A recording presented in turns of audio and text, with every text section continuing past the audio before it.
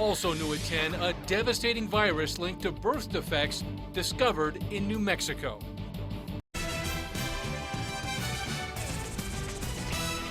State health officials say a Bernalillo County man has tested positive for the Zika virus. They say he got that virus while traveling to Central America.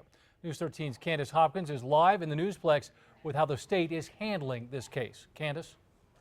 Dean, officials say the 46-year-old man became sick while he was still in El Salvador and had symptoms that most people experience with Zika when he returned home last month.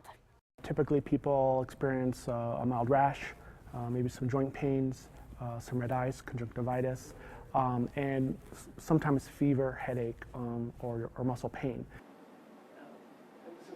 That man's doctor suspected he had contracted the virus, and the Department of Health sent the man to Colorado to be tested by the CDC.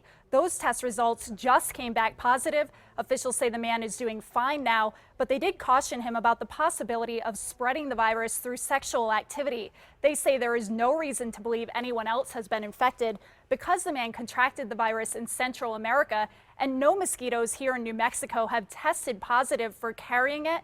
They say there is no reason for residents to panic.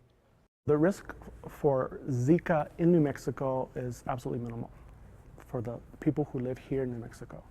The risk for Zika, exposure and infection, are for those who travel to these areas. Officials say they had been preparing for the possibility of people coming back from outside the country with Zika, and they say anyone who has traveled recently to an infected area and now feels ill needs to see a doctor. For healthy adults, Zika is not very serious, but pregnant women and their unborn children are most at risk as the virus has been linked to serious birth defects. That's why pregnant women have been advised against traveling to infected countries. Dean, back to you. All right, thanks, Candace. State health officials will be traveling to the CDC in Atlanta next month to learn more about the virus.